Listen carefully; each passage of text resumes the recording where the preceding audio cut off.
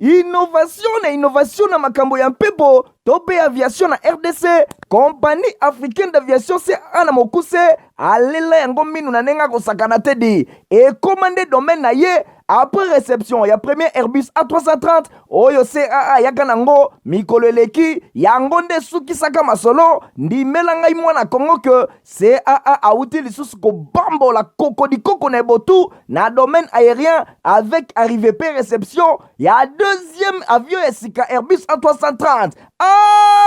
Airbus A330 deuxième frappe yango yo ya mokwake na mapate RDC ya boyebon ndimela ngai que mon côté na terrain po ezala nanu te et comme les lontimba na nzuzi veut dire mapasa Airbus A330 ba avion ya mokwake ya liboso yaka yango yo bozwa lix eza nango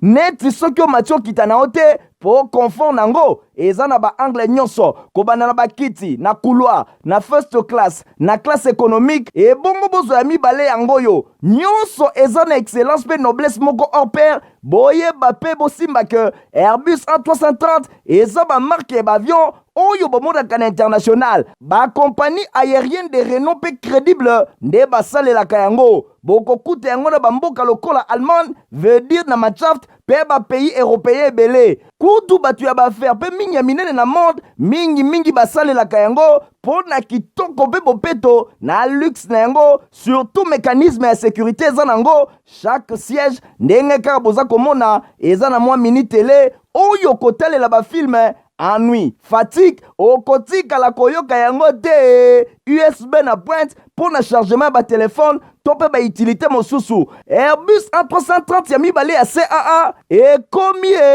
eza na deux classes first class pour na bino ba grand monsieur na ba grande dame pe ba personnalité misusu ebele avec 36 sièges classe économique pe ezali pour na bino bosalaka ba faire pe bato nyonso ba amoureux ba voyage avec 267 sièges mokoka sala voyage dans ba meilleures conditions ndenge nanu ezala te avec Airbus A330 ya mibale ya CAA avion ya sika oyo uti kokoma ekwei deja na mabele timba na nzuzi lelo mibale moko te na Congo bana Congo pe bapaya basepeli oui CAA mfumu na ba innovation deuxième avion Airbus A330 yango ekomi. Bon début de semaine, merci pour vous dire, belle bossa trésor, la vino pour la colonne d'info, linga la journal, il y a peu pour la peuple, la journal pour le qui est président de la République, Félix Antoine Tshisekedi Tshilombo, il a participé qui dimanche 25 juin à messe jubilaire, il y a Monseigneur Bernard Kassanda dans le stade Kachala Bonzala, dans la ville, il y a Mboujima héritier, ma pine, ma peste, nos bas détails. Chef de l'État, Félix Antoine Tshisekedi Tshilombo a participé qui dimanche 25 juin 2023 à la messe jubilaire. Il y a Monseigneur Bernard Emmanuel Kassanda, évêque il y a diocèse, il y a ville, il y a Mbujimaï, Oyo a totalisé 25 ans, il y a épiscopat. Bosimba Kezala Kibongo durant ces jours dans la province il y a Kasaï oriental et à Kasaï central et pas le chef de l'État Félix Antoine Tshisekedi Tshilombo a participé à la célébration Oyo et Salema qui na stade Kachala Bonzola liboso ya 40 000 personnes mobimba Oyo bayaki koyoka numéro 1 Félix Antoine Tshisekedi Tshilombo na maloba na ye chef de l'État azangaki te kotalisa esengo na ye ya kokoma na ville ya Mbujimayi surtout mingi na stade Kachala Bonzola epai wapi ezalaki bongo messe jubilaire ya Monseigneur Emmanuel Bernard Kassanda, numéro 1, il y a République démocratique du Congo, à l'obéla qui peke et sengeli, Église catholique dans l'État congolais, baye banako marcher ensemble pour nako lukabola mou ya population ya République démocratique du Congo, a déploré qui maloba mususu ya conférence épiscopale nationale du Congo, oyo pona chef de l'État ezali bongo ko diviser ba congolais surtout pendant période ya élection. Natina wana chef de l'État azanga ki pété ko talisa détermination na ye ya kolandela ba nyonso ba ko bebisa kimia to stabilité ya République démocratique du Congo ata ba koloba o makambo etali droit de l'homme to penini kasi pona ba nyonso ba ko menacer sécurité ya RDC ba komona numéro 1 Félix Antoine Tshisekedi nanzela na bango bosimba ke mes oyo kaki bongo kitoko epai wapi Monseigneur Bernard Kassanda akokisi 25 ans ya vie épiscopale na ye nyonso elekaki vraiment kitoko na stade Kachala Bonzola oyo etondaki na batu ebele. tobeta bongo masolo ya premier ministre Jean-Michel Sama Lukonde oyo a solo la ki na bapandisango na suka ya sommet pour un nouveau pacte financier mondial et salema ki na Paris capitale ya France du 22 au 23 juin 2023. Nadine Sona ba précision. Je suis venu ici en représentation de son excellence. Premier ministre Jean-Michel Sama Lukonde Kenge abetaki masolo elongo na bapanzi sango na suka ya sommet oyo euti kosalema na Paris pour un nouveau pacte financier mondial kobanda le 22 kino le 23 juin euti koleka. Premier ministre Yaba Warrior a représenté valablement chef de l'État Félix Antoine Tshisekedi Tshilombo na rendez-vous oyo et pa wapi ba gouvernement ya mokili mobimba bazalaki liboso ya bapanzi sango atalisi ke aye na représentation ya son excellence Félix Antoine Tshisekedi Tshilombo oyo azalaki invité na rendez-vous mondial oyo ya monene pour la réflexion, il y a un nouveau pacte financier. La question financière, ils allaient se retrouver directement liés à la question, il y a climat, il y a développement, il y a mboka, partout, il y a climat. Vous voyez que RDC, à 60%, il y a bassin du Congo, on a terme, il y a forêt. C'est-à-dire 10%, il y a eau douce, paix mondiale, 52%, il y a eau douce, paix le sous on a niveau, il y a Afrique. Natina wana Jean-Michel Sama Lukonde Kenge azongelaki ba discussion na centre ya débat mingi penza ba importante réforme où ezalaki proposé pour na rendre efficace système financier mondial à travers deux principales institutions financières internationales mingi penza Banque mondiale et longo na Fonds monétaire international alobelaki le sous likambo ya objectif oyo ezalaki fixé pe point de vue ya financement mondial parce que sengeli finalement ba na ko se poser question pourquoi ba se retrouver na ba orientation oyo bango nyonso esengeli ba na ko pesa ba proposition na Paris Congo ezalaki wana po na koyokisa bongo mongongo na ye ndenge Jean-Michel Sama Lukonde Kenge alobaki premier ministre a souligné que le fait oyo na nouveau système ezali ko préconiser pe ko privilégier ba partenariat et longo na ba investissement privé donc pour na chef ya gouvernement a passé qui peut en revue ba question ya crédit ya carbone c'est-à-dire ba question ya crédit ya carbone oyo ezali kozonga na mesa na ye alobi bazali wana pona koluka ba solution na trois titres nyonso elekaki bongo kitoko pene ya wana balobelaki ba tourbière pe ba mangrove oyo ezali ko permettre ko capter ba gaz à effet de serre lelo bazali kolobela près de 3% ya gaz à effet de serre oyo etami kasi bakoki ko capter ndenge Jean-Michel Sama Lukonde Kenge abakisaki na interview oyo accordaki na presse abordaki ba question mosusu importante oyo ezalaki traité na sommet à Paris oyo esangisaki ba chef d'état pe ba gouvernement ebele ya mokili. Commission électorale nationale indépendante c'est na mokuse oekuma makabongo epa mwana mboka président Denis Kadima ba convoqué dimanche 25 juin convocation ya électorat pour la élection ya députation nationale. Stéphane Skande Naomi Wonda reportage. Ndenge calendrier électoral et bimaki le 26 novembre 2022, Commission électorale nationale indépendante a convoqué qui dimanche 25 juin 2023 électorat pour l'élection et députés nationaux. Boye Sengeli Bosimbake, Denis Kadima Kazadi, Alobi Boye, bureau nyonso ya réception pe ya traitement ya candidature et ils ont déjà rendu public pour l'adresse na bango Seni et si abimisi yango natina wana et Sengeli Boye Bake Seni atalisi Boye au total 171 BRTC et Kofungwama Kobanda Mokolo ya lundi 26 juin 2023 de 8h30 à 16h30 pour na koyamba ba candidature ya ba candidat indépendant ba parti politique pe ba regroupement politique et longo na ba mandataire na bango oyo ba sepeli ko participer na ba élection na députation nationale Seni avali ko encourager ba candidat indépendant pe ba parti politique et longo na ba regroupement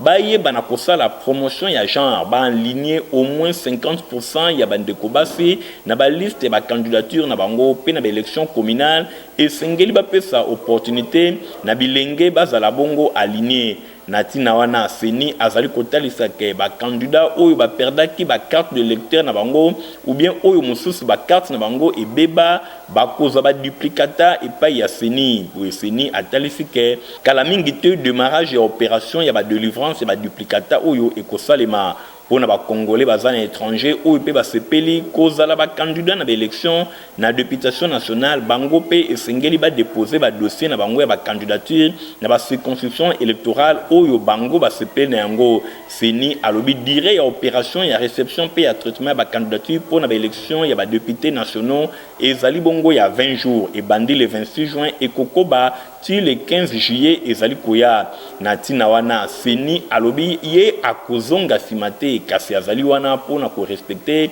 délai constitutionnel bamembre nyonso ya Seni bazali animé na bonne foi mpe na sens élevé ya éthique na ntina wana. Seni azali kotravaille na indépendance nyonso mpona baélection eyebana koleka na ndenge ya malamu. Denis Kadima Kazadi atalisi lisusu ke bango balingi bazala juge na baaction na bango oyo nyonso bazali kosala depuis installation na bango mpona organisation ya baélection eyebana kokende na ndenge ya malamu. Denis Kadima alobi susu Seni aproduisaki fichier électoral fiable il y a près de 44 millions ya baélecteurs pe chiffre oyo Seni apresentaki yango avant projet ya loi pour la répartition ya basiège yango ezalaki bongo contesté te epai ya baparti nyonso. Mpona Denis Kadima alobi bazali conscient mpona baélection eyebana kosalema ekoki kobangisa bato mosusu kasi nyonso ekozala protégé avant et après l'élection. Denis Kadima alobi azali ko rappeler pe azali ko continuer ko rappeler bato nyonso et sengeli ba travailler na intégrité pe honnêteté. Seni akozala wana te lokola grand électeur, c'est-à-dire Eli ya ba électeur, mais plutôt Seni azali wana pona ko respecter choix ya ba électeur boye bango bazali bongo na service ya moto nyonso ndenge Denis Kadima Kazadi asukisaki koloba. Tout d'abord, ma solo examen d'état édition 2022-2023 pour les finalistes secondaire. Bon, bandi preuve examen d'état mokola lundi 26 juin na étendu pour la République démocratique du Congo. Lancement officiel et seulement qui est ministre d'enseignement primaire et secondaire et technique. Moi l'amboka Tony Mwaba oyo a lancé qui yango na territoire ya Kalenda na Kasai oriental. Ndenge Stéphanas Kande Perut Kindu. Ma pessimino ba précision. Session ordinaire et examen d'état 2023 et Yambi Bongo 1 2806 candidats répartis na 2827 centres ya passation wapi pai 17 Bazali Bongo Libanda Yamboka. Numéro 1 y enseignement primaire et secondaire et technique Mwana Mboka Tony Mwaba Kazadi a lancé qui officiellement ba épreuve oyo ya 4 jours sur étendu Momba ya territoire national kasi na 57e session Oyo Azalaki Bongo na Kasai oriental, précisément na Institut technique professionnel de Manzero na territoire ya Katanga. Wapi Pai numéro 1 il y a enseignement primaire et secondaire technique Azwaki Maloba pour na ko rendre hommage na chef de l'État Félix Antoine Tshisekedi Tshilombo na concrétisation ya volonté na ye ya kotia en application gratuité et enseignement primaire public conformément à l'article 43 de la Constitution. Ba avancé ezali ebele oyo ba réalisé au profit ya ba enseignants, ba élèves pe ba parents. Bo simba ke pona année oyo 2023 ba candidat fille bazali bongo 411 621 pe ya mibali bazali bongo 591 185. Kaka na ngonga oyo jury national ya cycle cours professionnel pe ezali kosalema na 275 centres na territoire national. Kasi ba candidat bazali bongo 5447. Ba épreuve ya examen d'état o et bandi bongo le 26 juin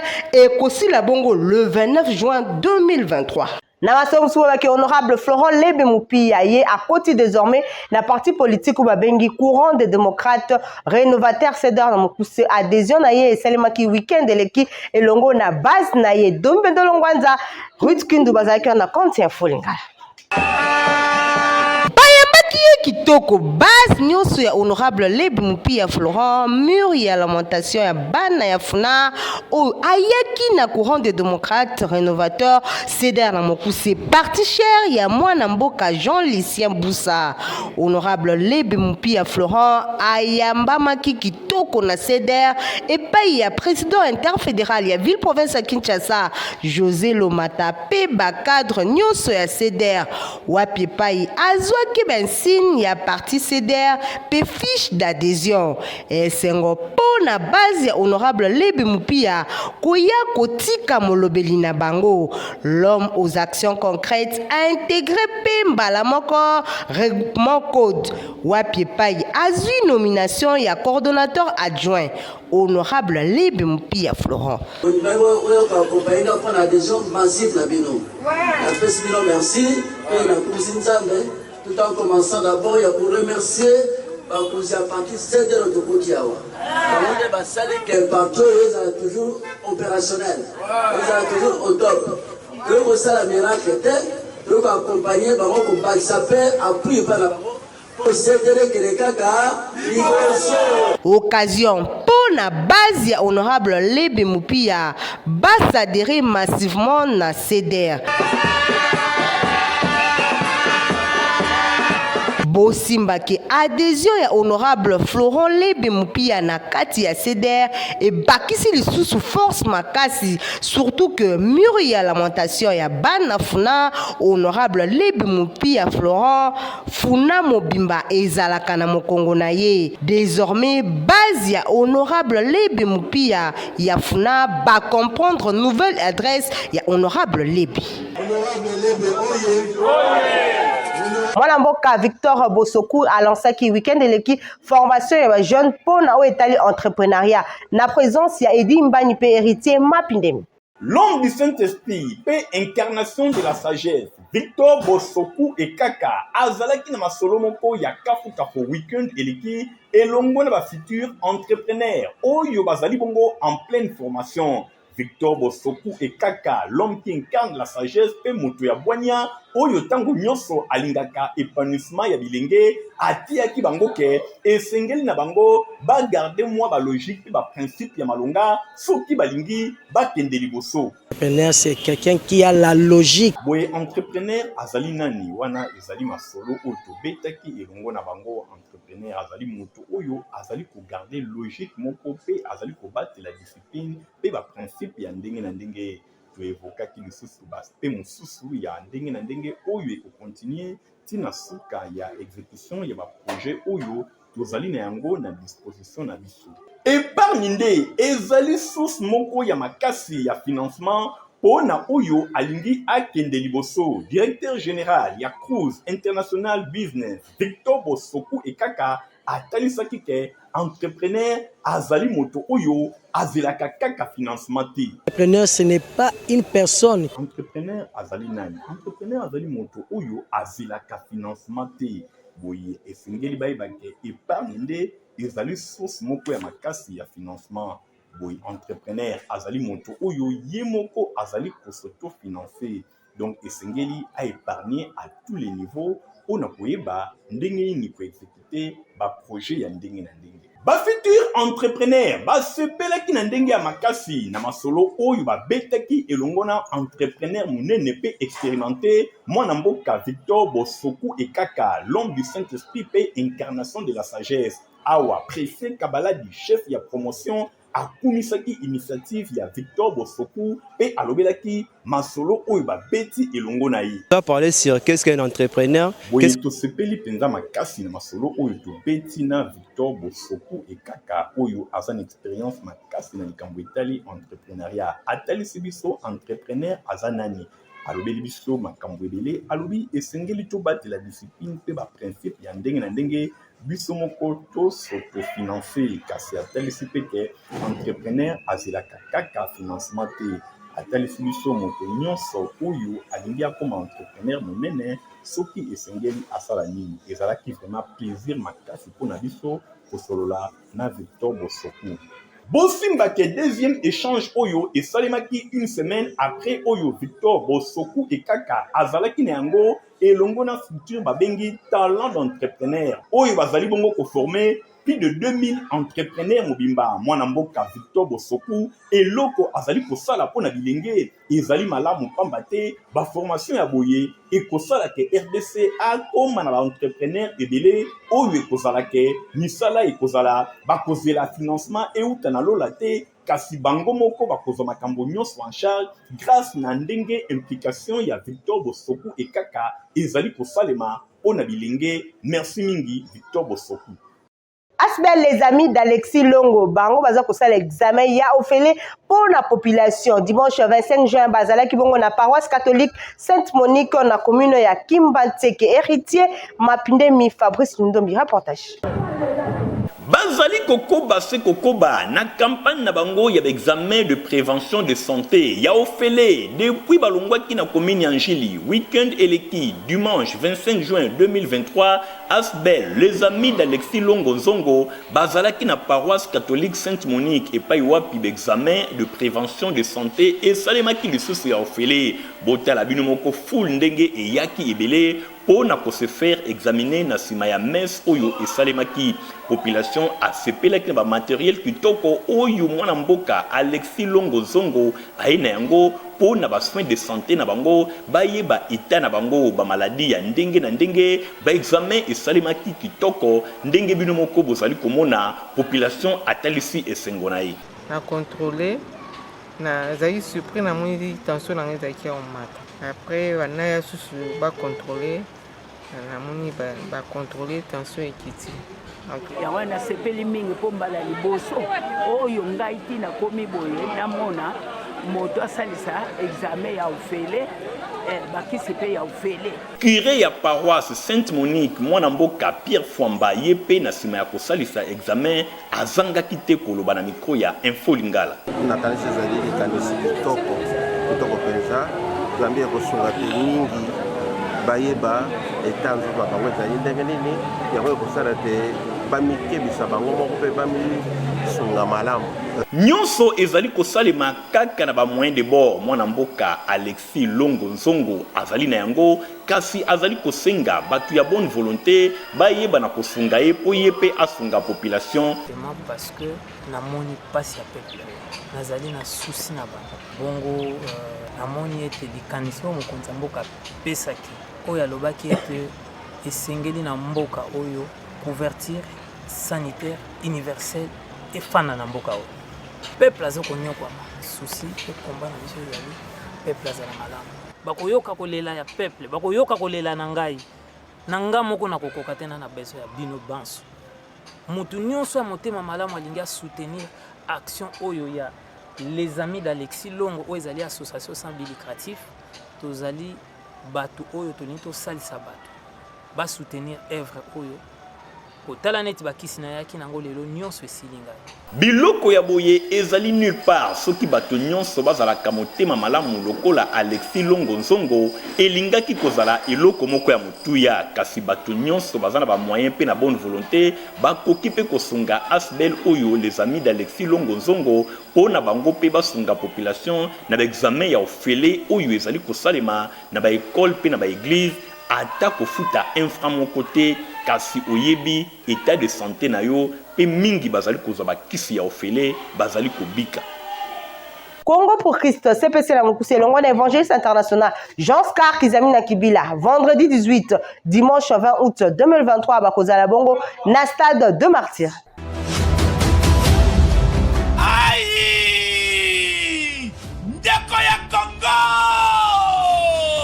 Est-ce que Soyoki Sango, ya CPC 2023, Congo pour Christ,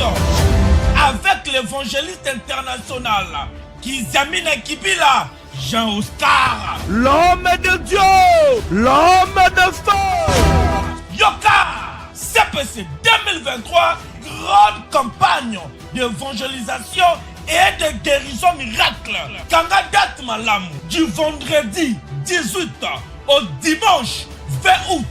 2023 à partir à 12h Ndenga, dans stade de Martyrs. Et c'est le seul rendez-vous. Il y a prière pour la mboka, et prière pour la famille. Blocage, stérilité, paralysie, malade et oumeli. L'évangéliste international, Kizamina Kibila, Jean Oscar, à lobby, si ton Dieu est mort, et c'est le mien pendant 3 jours à CPC 2023 dans le stade des Martyrs. Kobo Sanate, conférence des ministres, des serviteurs et servantes de l'Éternel du 15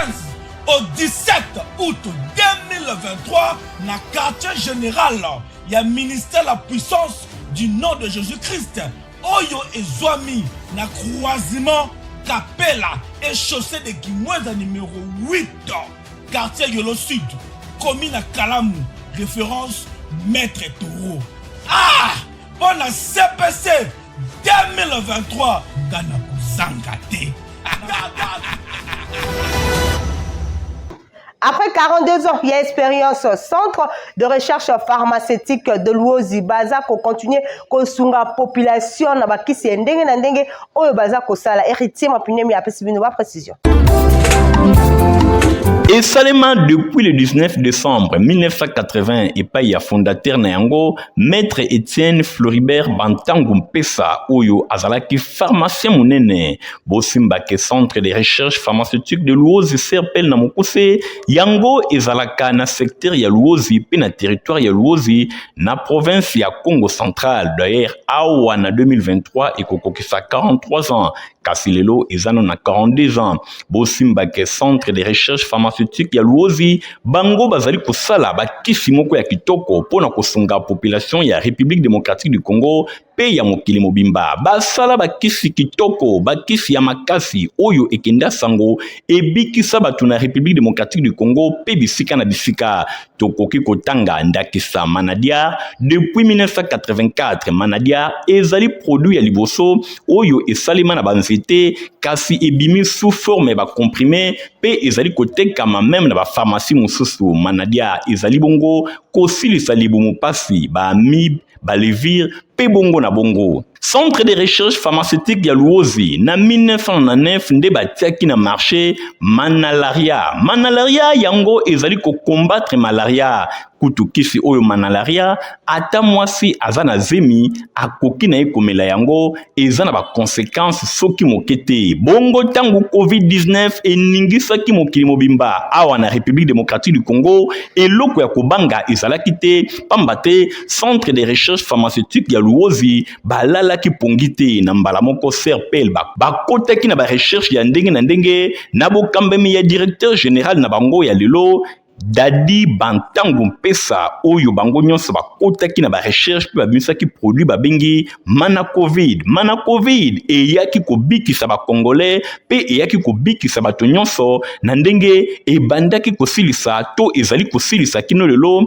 maladie babengi coronavirus oyo eningisaki mokili. Le 24 novembre 2020 nde yango ezalaki homologué epai ya ba autorité ya mboka pe ekotaki mbala moko na marché pona kobebisa bokono babengi COVID-19 oyo enyokolaki mokili. Mana Covid ezali produit moko ya makasi pe efficace en dehors ya COVID-19 ezali pe kosilisa bakosu ya makasi bapasi ya mitu, rhumatisme, grippe pe ba fièvre ya ndenge na ndenge. Centre de recherche pharmaceutique ya Luozi ezali vraiment entreprise moko ya ba recherche oyo ezali kobimisa ba ouvrage ya ndenge na ndenge, ba ouvrage scientifique ebele ebima kuna plus de 150 mobimba. Donc Maître Floribert Bantango Mpesa azali parmi ba pharmaciens oyo akomaki ba ouvrage ebele pe centre de recherche pharmaceutique ya Luozi tango nyonso babimisaka ba recherche na bango. Ndenge directeur général Dadi Bantango Mpesa azali kaka kolanda lokolo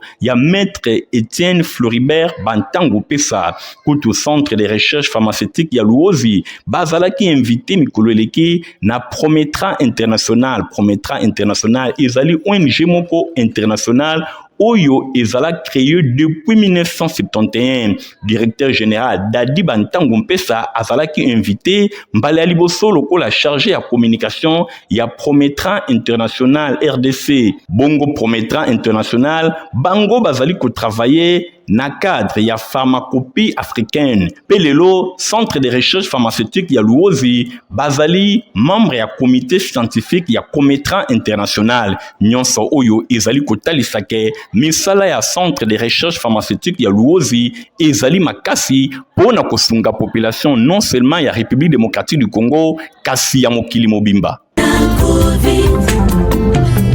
Ozalaki ebele pour na kolanda info ngala journal pe pour la pe osepelaki nango pesa merci na Igor Tingi Matomi na zalaki bongo na sima ya caméra concours rédactionnel Rit Kindu Naomi Honda héritier mapindemi azalaki na supervision ya journal au montage et mama qui est père Christian Kengebini Pepichu Monsia ngala bino topesana rendez-vous mokola lobby. Au revoir. Innovation na makambo ya mpepo tope aviation na RDC compagnie africaine d'aviation c'est ana mokuse alela yango minu na nenga kosakana tedi et commandé domaine na ye après réception ya premier Airbus A330 oyo CAA yaka nango mikolo eleki yango nde sukisaka masolo ndimela ngai mwana Kongo que CAA auti lisusu ko bambola koko na botu na domaine aérien avec arrivée pe réception ya deuxième avion esika Airbus A330. Airbus A330 deuxième frappe yango yo ya mokwake na mapate RDC ya boebondi melangai que mon côté na terrain po ezala nanu te et comme il est lontimba na nzuzi veut dire mapasa Airbus A330 ba avion ya mokwake ya liboso yaka yango yo bozwa lix eza nango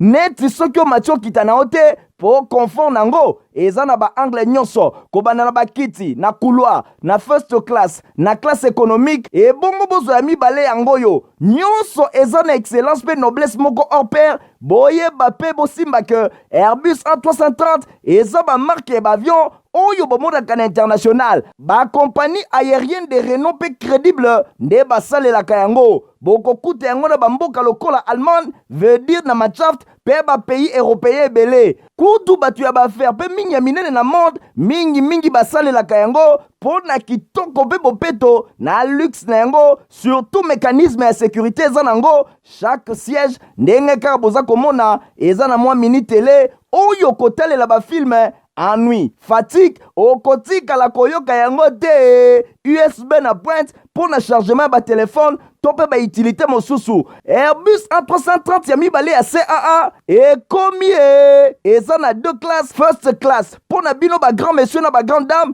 pe ba personnalité misusu ebele avec 36 sièges classe économique pe ezali pour na bino bosalaka ba faire pe bato nyonso ba amoureux ba voyage avec 267 sièges mokoka sala voyage dans ba meilleures conditions ndenge nanu ezala te avec Airbus A330 ya mibale ya CAA avion ya sika oyo uti kokoma ekwei deja na mabele timba na nzuzi lelo mibale moko te na Congo bana Congo pe bapaya basepeli oui CAA mfumu na ba innovation deuxième avion Airbus A330 yango ekomi